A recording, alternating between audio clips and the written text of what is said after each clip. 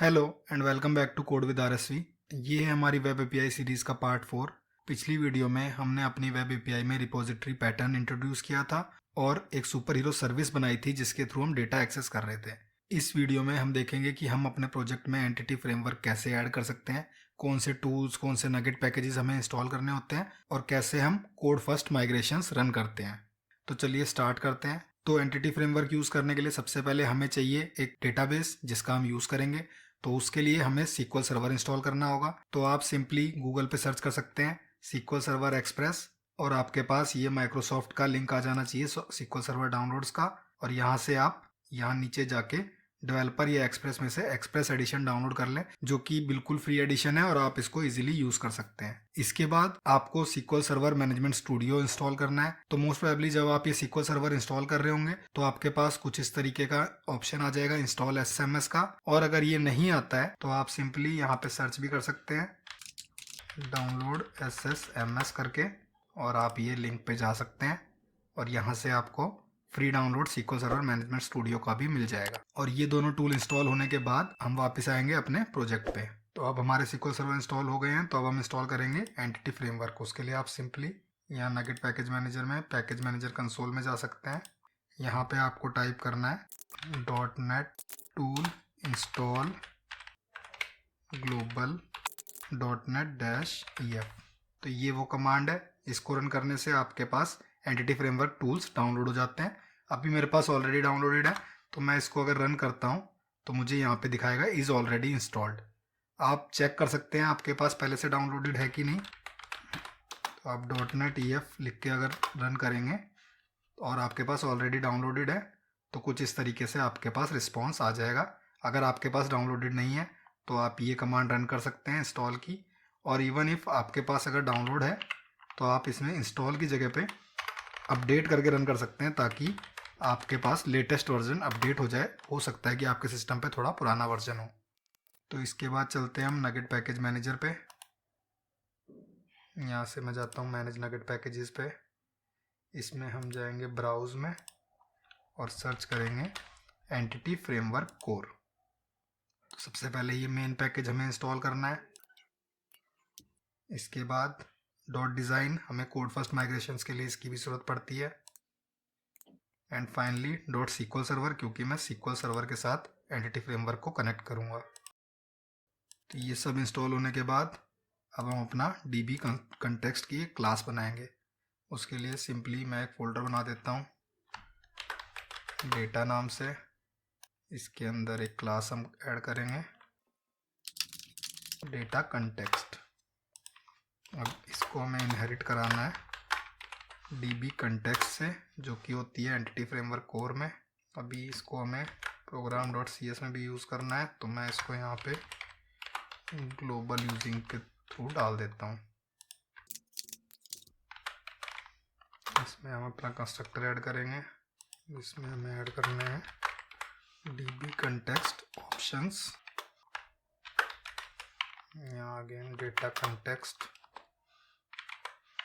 Options और हमें base का ये कंस्ट्रक्टर भी कॉल कर देना है। अब इसके बाद हमारे जो भी मॉडल्स हैं उनके नाम के हमें यहाँ पे कुछ DB सेट बनाने होते हैं। तो जैसे कि मैं यहाँ पे एक प्रॉपर्टी ऐड करता हूँ DB सेट टाइप, जो भी मेरा मॉडल का नेम है। तो जैसे कि मेरा एक मॉडल है सुपर हीरो, तो उस नाम से यहाँ ऐड हो गया। और इस प्रॉपर्टी का मैं नेम दे देता हूँ सुपर हीरोज़। तो जब मैं इसकी एक्चुअली माइग्रेशन रन करूँगा उस पॉइंट पे मेरे DB में इस नेम से एक टेबल क्रिएट हो जाएगा। अगर DB सेट की मैं डेफिनेशन देखूँ तो बेसिकली DB सेट इस तरीके से वर्क करता है कि मैं DB सेट पे जो भी लिंक की क्वेरी एग्जीक्यूट करूँगा वो इन टर्न एक SQL क्वेरी में कन्वर्ट होके मेरे डेटाबेस पे रन हो जाएगी। तो ये DB सेट क्रिएट करने के बाद नेक्स्ट ऑप्शन है कि मेरे प्रोजेक्ट में जो एंटिटी फ्रेमवर्क है उसको मैं बताऊं कि कहाँ SQL सर्वर से किस डेटाबेस से कनेक्ट करना है। तो उसके लिए हम program.cs में सेटअप करेंगे। तो जैसे हमने यहाँ ये ऐड स्कोप्ड किया था उसी तरीके से builder.services.add DB कंटेक्स्ट का ऑप्शन होता है। और यहाँ पे मैं स्पेसिफाई करूँगा अपने डेटा कंटेक्स्ट को और इसके अंदर हम कुछ ऑप्शंस प्रोवाइड करेंगे।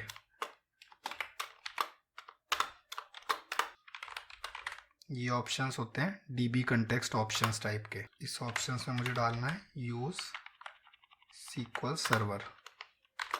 तो यहाँ पे मैं स्पेसिफाई कर रहा हूँ कि मैं SQL सर्वर से कनेक्ट करना चाहता हूँ। मैं चाहूँ तो इसके थ्रू और भी डिफरेंट टाइप के डेटाबेसेस से कनेक्ट कर सकता हूँ। इसके बाद मुझे एक कनेक्शन स्ट्रिंग देनी है जो मेरे डेटाबेस को पॉइंट करेगी। तो उसके लिए मैं सिंपली उस कनेक्शन स्ट्रिंग को मेरी कन्फिग से रीड करूँगा। Configuration dot get connection string, इसका नाम दे देते हैं डिफ़ॉल्ट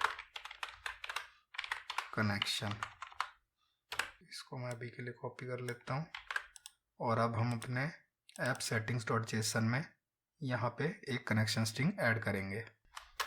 तो सिंपली मुझे यहाँ पे डाल देना है कनेक्शन स्ट्रिंग्स, और इसके अंदर डिफ़ॉल्ट कनेक्शन में मुझे यहाँ पे एक पाथ स्पेसिफाई करना है। तो अगर आपने डिफ़ॉल्ट SQL एक्सप्रेस इंस्टॉल किया है तो इसमें आपको सबसे पहले यहाँ पे दे देना है सर्वर का नेम, जो कि बाय डिफ़ॉल्ट आता है .// और SQL एक्सप्रेस। इसके अलावा मुझे देना है एक डेटाबेस का नाम। तो डेटाबेस आप कुछ भी नेम दे सकते हैं, क्योंकि आप कोड फर्स्ट माइग्रेशन कर रहे हैं तो डेटाबेस बेसिकली अब क्रिएट होगा। तो यहाँ पे मैं इसका नाम दे देता हूँ सुपर हीरो DB। नेक्स्ट हमें कुछ प्रॉपर्टी सेट करनी होती हैं, जैसे कि ट्रस्टेड कनेक्शन इक्वल्स ट्रू और trust server certificate equal true. ये हमें सेमीकोलन्स का ध्यान रखना है कि ये सारी प्रॉपर्टीज सेमीकोलन से सेपरेट होंगी। तो यहाँ पे मेरा ये कनेक्शन स्ट्रिंग सेट हो गई है। यहाँ program.cs में मैंने स्पेसिफाई कर दिया है कि ये कनेक्शन स्ट्रिंग रीड करनी है और ये जिस SQL सर्वर के डेटाबेस को पॉइंट करती है उससे हमें कनेक्ट करना है। तो इतना सब कुछ करने के बाद मैं एक बार बिल्ड करके देख लेता हूँ कि कुछ एरर तो नहीं है। तो यहाँ पे कोई एरर नहीं है। इसके बाद मैं वापस चलूँगा पैकेज मैनेजर कंसोल पे, और यहाँ पे मैं अपनी सबसे पहले माइग्रेशन क्रिएट करूँगा। .NET EF माइग्रेशंस ऐड, पहली माइग्रेशन है, हम इसका नाम दे देते हैं इनिशियल क्रिएट। तो अब इसको रन करते हैं। तो यहाँ पे हमें ये चीज़ ध्यान रखनी है कि हमें अपने प्रोजेक्ट के अंदर ये कमांड रन करनी है। तो इसको एक बार मैं CD करके सुपर हीरो API करता हूँ, फिर से रन करके देखते हैं। तो अभी ये इंटरनली बिल्ड कर रहा है और जैसे ये सक्सीड होगा उसके बाद ये माइग्रेशन एक क्रिएट कर देगा। तो यहाँ पे मेरी एक माइग्रेशन क्रिएट हो चुकी है। मैं अपने सॉल्यूशन एक्सप्लोरर पे देखूँ तो ये एक नया फोल्डर यहाँ बन चुका है माइग्रेशंस नाम से, जिसमें कि कुछ कोड ऑटो जनरेट हुआ है। तो अप का मतलब है कि जब ये माइग्रेशन अपलोड होगी तब क्या होगा, और डाउन का मतलब है कि जब ये माइग्रेशन मैं डिलीट करूंगा या रिमूव करना चाहता हूँ अपने DB से तो क्या होगा। तो अप के टाइम पे एक टेबल क्रिएट करेगा सुपर हीरोज़ के नाम की, जिसमें कि ये कुछ कॉलम्स होंगी और उसकी एक प्राइमरी की होगी ID नेम से। सिमिलरली जब डाउन करेंगे तो वो टेबल ड्रॉप कर दी जाएगी। इतना सब कुछ करने के बाद मैं अपना एक बार SQL सर्वर चेक कर लेता हूँ। तो मेरे पास ये मैनेजमेंट स्टूडियो है। मैनेजमेंट स्टूडियो में बाय डिफ़ॉल्ट मैं कनेक्ट करता हूँ अपने में, और इसके अंदर देखता हूँ तो अभी करंटली कोई डेटाबेस नहीं है। इसको मैं मिनिमाइज़ करके वापस जाता हूँ पैकेज मैनेजर कंसोल पे, और अब मैं रन करूँगा .NET EF डेटाबेस अपडेट। तो यहाँ अपडेट से कंफ्यूज होने की ज़रूरत नहीं है कि डेटाबेस तो एग्जिस्ट ही नहीं करता, तो ये अपडेट कैसे करेगा। अपडेट दोनों काम करता है। अगर डेटाबेस एग्जिस्ट करता है तो उसको अपडेट कर देगा, अगर वो एग्जिस्ट नहीं करता है तो क्रिएट भी कर देगा। तो इस कमांड को रन करते हैं। तो यहाँ पे मेरे पास ये कुछ एरर आई है, EN-US is an invalid culture identifier. अगर आपके पास भी ये एरर आती है, सिंपली आपको ये प्रोग्राम ओपन करना है और यहाँ पे इनवेरिएंट ग्लोबलाइजेशन को फॉल्स कर देना है। अब मैं इसको रीट्राई करता हूँ। अब मेरी यहाँ पे माइग्रेशन रन हो चुकी है। अब मैं वापस चलूँगा अपने SQL सर्वर पे, और यहाँ मैं इसको रिफ़्रेश करके देखूँ तो एक डेटाबेस मेरा क्रिएट हो चुका है सुपर हीरो DB नाम से। और इसके अंदर अगर मैं टेबल्स में चेक करूं तो ये मेरा एक सुपर हीरोज़ का टेबल भी क्रिएट हुआ है। ये माइग्रेशन हिस्ट्री को अभी के लिए आप इग्नोर कर सकते हैं। इसमें बेसिकली हिस्ट्री मेंटेन हो रही है जो आपने माइग्रेशंस रन करे हैं। तो सुपर हीरोज़ को मैं देखूं तो यहाँ पे मेरी कॉलम्स तो करेक्ट क्रिएट हो गई हैं, पर अभी डेटा कुछ नहीं है। तो नेक्स्ट वीडियो में हम इस टीवी में कुछ डेटा इंसर्ट करेंगे और अपने कोड को मॉडिफाई करेंगे कि एक्चुअली वो इसके थ्रू काम करे। अगर आपको याद हो तो अभी हमने सर्विस में कोई चेंज नहीं किया है, अभी हमारी सर्विस डायरेक्टली लिस्ट से ही काम कर रही है। तो हम उसके पैरेलल एक दूसरी सर्विस बनाएंगे जो एंटिटी फ्रेमवर्क का यूज़ करके इस डेटाबेस से डेटा फैच करे।